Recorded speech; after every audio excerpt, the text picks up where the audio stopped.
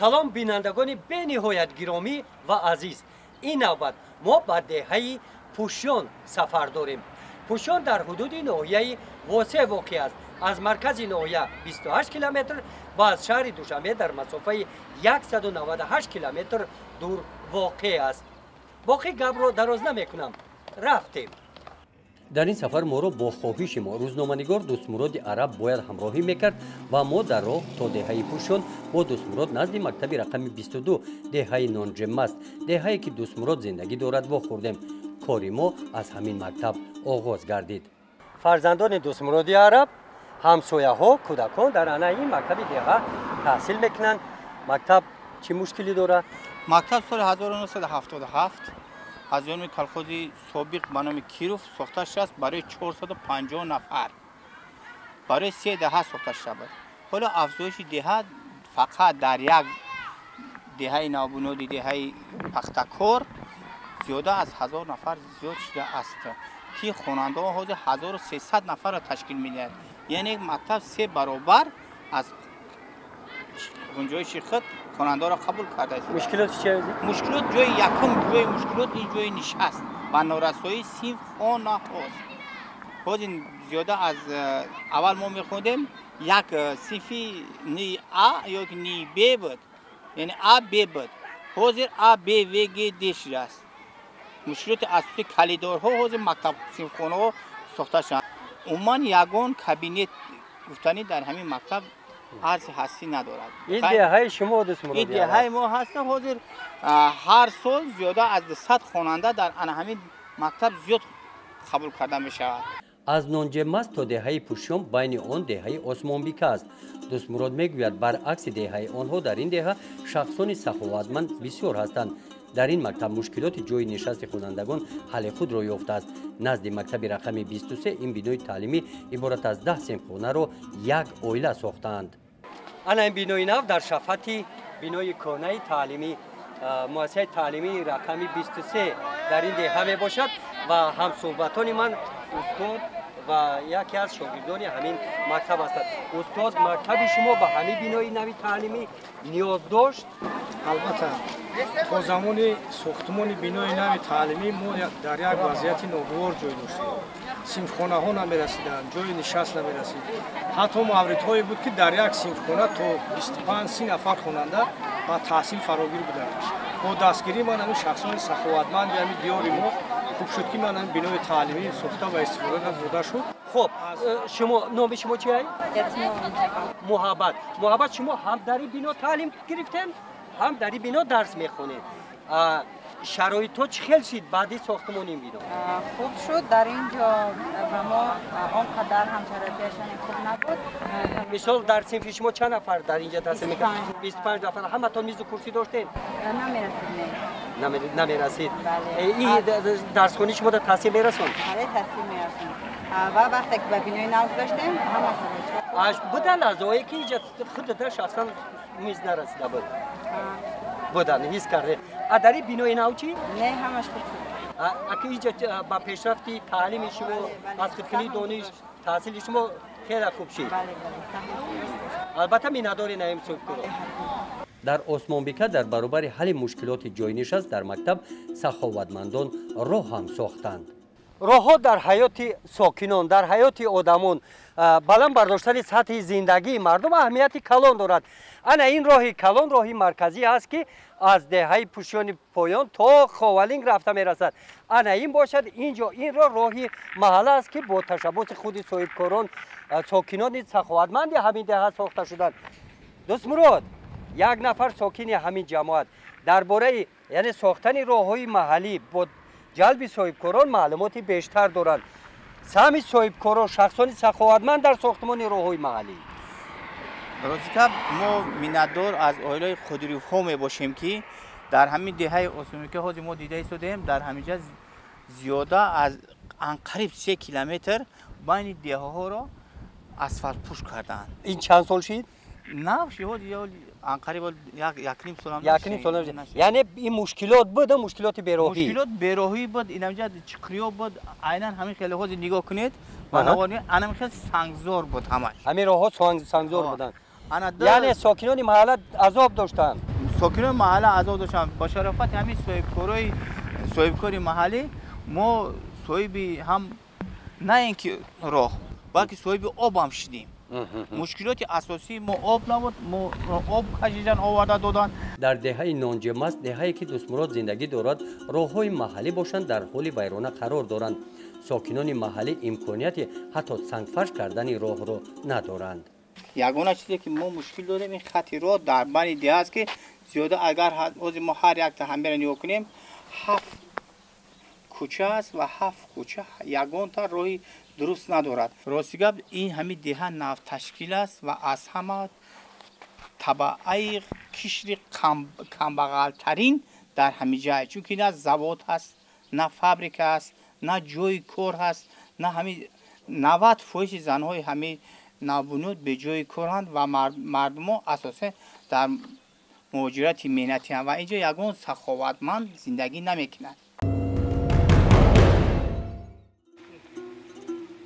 و نهایت رسیدیم به دهه پوشیان. این دهه در دامنه تپه ها واقع می باشد. اول درباره معنای نام دهه. از نام بعضی روایت ها نام دهه پوشیان از نام همین پوش رستنی پوش گرفته شده است که این به گروه رستنی های هلبو داخل می شود و بوی زیبا مثل بوی هلبو است و در اینجا همین گونه رستنی یعنی پوش بسیار می روید. درباره نام پوشیان دوست مراد باز معلومات های بیشتر دارد، روایت های دیگری هم هست. اصلا اینجا با نام رستنی پوش میگن ولی اصلا از نگاه علمان بگیریم اینجا پشتی یونه است. پشتی یونه هم یونه یعنی چی گفتن؟ پشت یونه انا همین تپه برگای تپه را اصلا منطقه ما یونه میگن. برای پشتی یونه یعنی که آدمانی ساکنانی که در پشتی یونه. از این بلندی پوشیان انا همین خیل می نماید. اهالیش زیچ جایگیر است. خانه ها عادی ساخته شدند. در چنین محیط شخصانی عاقل به کمال رسیدند. این دهه زادگاه روزنامه‌نگاری شناخته مرحوم شریف خان میسیزاد می باشد. شریف خان را با آواز شیرینش از برنامه خاک وطن بسیاری ها می شناسند. در این دهه این حولی پدریش است. سالهای کودکیش همین جا گذشته است.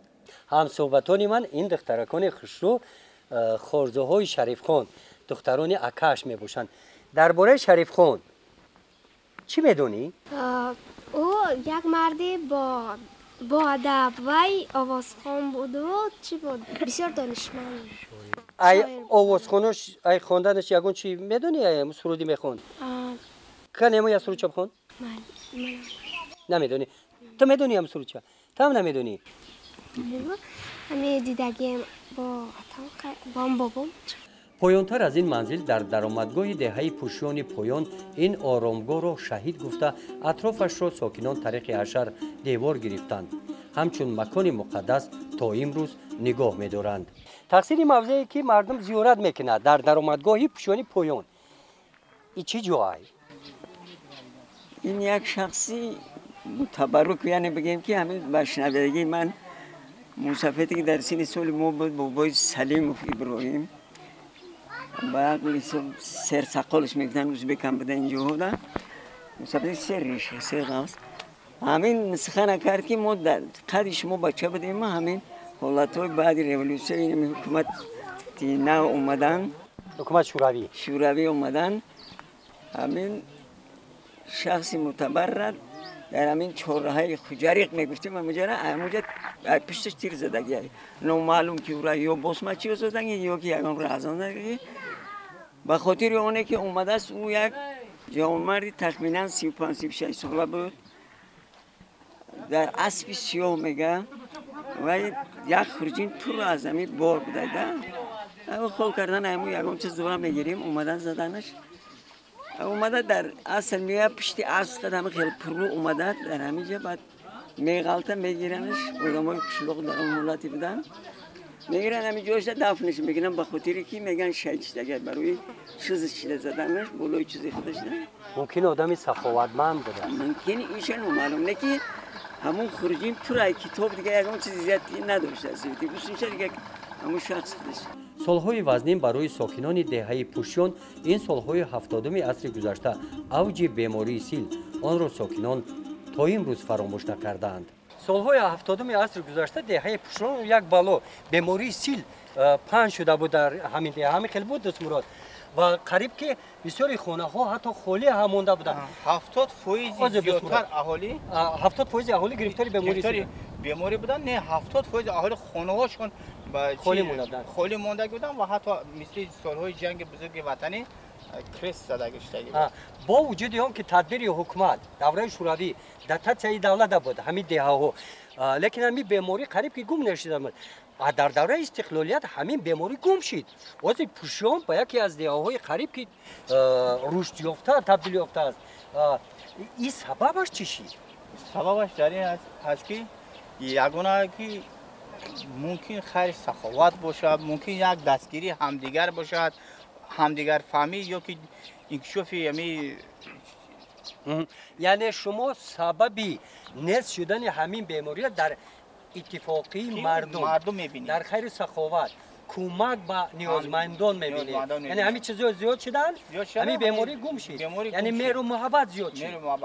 ҳозир дар ҳамин миқдор ки ҳозир мо истодагем, барои ҳар як порчаи ҳамин замин ҳозир мардум даъво доранд ки мо дар ҳамин ҷа бо меоем, зиндагӣ мекунем. ҳозир аҳолӣ нисбат ба солҳои пешина дар ин ҷо зиёд шидагианд. хушбахтона дар пушон ин беморӣ нест шуда аз байн рафтааст. симои деҳа сол то сол дигар шуда истодааст. табиати салқин бисёриҳо орзу доранд ки дар ин мавзеъ хона дошта бошанд. ин деҳа бо дарахтони мевадиҳанда аз баландӣ боғзореро мемонад. ин сияҳтут буд. умуман тут бисёриҳо мегӯянд ки тут ин шиносномаи мардуми тоҷик аст ва дар деҳаи пушон тут ҳамчун мева, ҳамчун растанӣ чӣ мавқеъ дорад? дилшод як дақиқа як лаҳза тутхӯрӣ монди, тута хурди дар бораи ҳамин тут пештар биё, як камтар маълумот битем. мисол дар зиндагии шумо, дар деҳаи шумо чӣ мавқеъ дорад тут? тут як дарахти хуб аст. ҳар сол мардум мирад интизор мекашад ки кай тут мепазад, аммо тут бихӯред. тут аз ҷиҳати соягишам, аз ҷиҳати мақсад як ягон навчикиш қоқ мешавад, ягон фоида надорад. мақсад мардуми тоҷик дар мақсад хеле фоида дорад. на танҳо мо як тутош фақат то тирамора то баргиш мақсад хазон шуда на фоида дорад. инҷа ай тут чӣ тайёр мекунад? шириниҳо мекунад? баъзе одамон ҳастанд ки ширинӣ мекунанд, мақсад чизҳои соз мекунанд. одаме ки ҳунарманд бошад хеле ҳунар метавонад. тутро хӯрдем, нӯши ҷон кардем, меваи ширин, лекин акнун аз тут ин доғ монд дар дасти ман ки хушбахтона инҷа об ҳаст. аз ин шабакаи обёрӣ оби ҳавзи муъминобод ҷорӣ мегардад. оби ширин сокинони деҳаи пушони боло оби нӯшокиро аз ҳамин шабака мегиранд. сокинони деҳа гуфтанд ки сохтмони хати тозаи оби нӯшокӣ идома дошта моҳҳои наздик ба анҷом бояд расад, лекин барои онҳо мушкилоти асосӣ ин сумчӯбҳои барқ мебошанд. мо дар деҳаи пушони боло зиндагӣ мекунем. мо проблемаи асосии ҳамин қишлоқи мо, ҳамин столбҳои свети мо дигар ягон кас баромада наметавонад. аз соли 1966 ҳамин чиз мондагӣ аст. асоси ҳамин шамол мешавад, мо дар свет нест. мо ҳар рӯз муроҷиат мекунем ба ҳамун светавои ҳамун бечораам, миян гап монане намегӯянд, миянин мегӯ ха як зайли кунӣ ки ҳам столбҳоро соз кунӣ. охо мо маблағ надорем, халқи деҳқон охо камбағал ай чӯ меёрем мисоли гап. як бағалта чӣ? хай бағалта макишад ҳамин саҳар як столбаш чапа шида буд. омем яҷа киштем ки ягон одама назана свет. киштемиш файруд ки моман столбара бо як чӯи дигара бастана соз кардан барои ҳамун. баъд бирафтан света гирён карданд ки ягон гула кабза бо мо ҷавобгар мешем ака. як чизи дигарро вобаста ба ҳамин мавзӯъ бояд нишон диҳем. дар деҳаи нонҷемас, деҳаи дӯстмуроди араб, ин трансформаторҳо саховати кормандони шабакаҳои барқ мебошанд. аз ҳисоби об ва аз ҳисоби барқ мо мушкилот надорем. мушкилоти асосии мо ин норасоии анами роҳ аст. рӯзи дигар мегардем боз ба деҳаи пушёни боло. акнун ба дигар самти мавзӯъ, таъриху соҳаи меъморӣ. шаҳрӣ будани ниёгони мо дар ин мавзеъ масҷиди деҳа ин бино ягона нишона аз давраи то инқилобии деҳа мебошад. мо дар яке аз кӯчаҳои деҳаи пӯшони боло ин лаҳза қарор дорем. дар ин деҳа дар ин маҳалла яке аз масҷидҳои мавҷуд аст ки таърихи зиёда аз 1 асрро дорад. паҳнои девори он қариб 1 метр аст. он қадар баланд нест. сутунҳои он кандакорӣ шудаанд. баъди солҳои 20-уми асри гузашта бо манъ шудани фаъолияти масҷидҳо дар давраи шӯравӣ ҳамчун амбори ғалла истифода карда мешуд.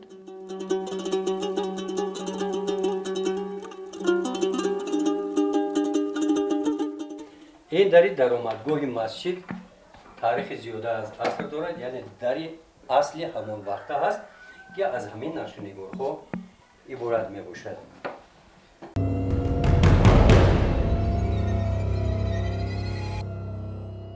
дар деҳаи пӯшони боло бинои ин масҷид ягона ёдгории таърихӣ нест. дар ин мавзеъ дигар ёдгориҳои таърихӣ мавҷуд ҳастанд. шумо тамошо кунед, дар ҳайрат мемонед. طبق تحقیقات‌هایی که تاریخ‌شناسان باستانشناسان گذراندن، پوشان از قدیم دهه اهالی نشین بود و این تاریخ زیاده از 5000 ساله دارد. حالا ما با یکی از موضع‌های تاریخی این دهه می‌رویم.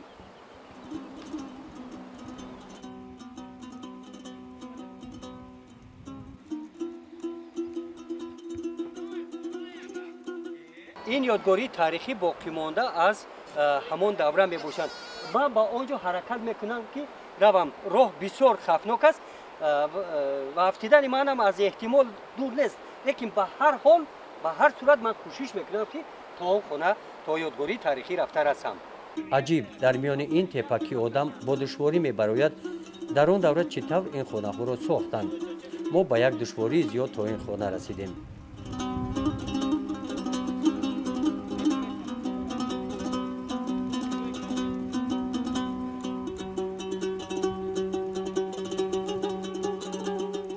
این راهی تنها بوزگذر بود، لیکن ما کوشش کردیم که تا اینجا اومده رسیدیم. خیریت که نافتیدیم.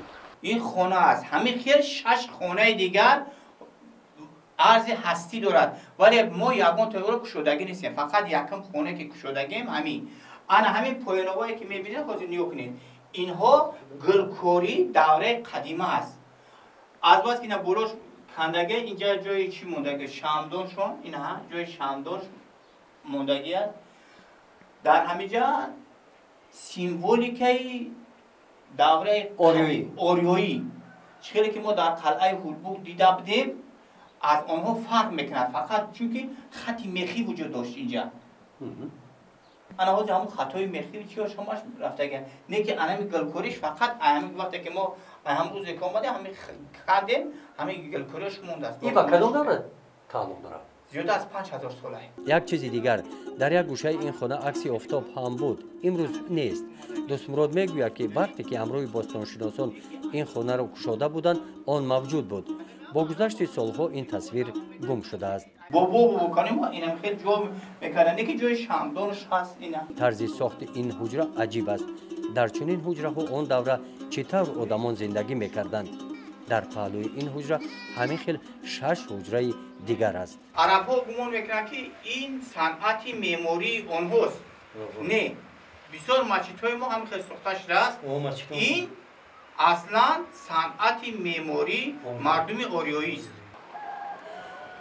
تو ما با اینجا یک چند نفر روزنامه‌نگاران از روی اطلاع ما کوششی حرکت کردن با اینجا آمدن و ثبت نوار کردن داشتند، لیکن آنها از سببی که اینجا به نهایت بلند است و راه بسیار دشوارگذر است نوار گرفتن نتوانستند، نرسیدند و ما خوشبختانه نوار همانو گرفتیم. اکنون خیلی از اینجا میفرایم. خیلی توکلی خدا کند که ما ساق سلامت رفتن نوار را به شما نشان دهیم. در دهه پوشان و دهه‌های همپهلوی آن موضع‌های تاریخی خیلی زیاد میباشند که بسیاری از آنها تا حال ناگشوده مانده زیر خاک هستند. همین قدر که ما امکان داشتیم در این برنامه این معلومات ها رو به سهم شما رسانیدیم. این بود آن روایت و قصه های مردمی که ما از این دهه پیشکشی شما گردانیدیم. بعد تماشای این برنامه در کامنتاری ها حتما نویسید که شما باز درباره کدام دهه ها دیدن میخواهید. شما نویسید، ما حتما به آن دهه میرویم.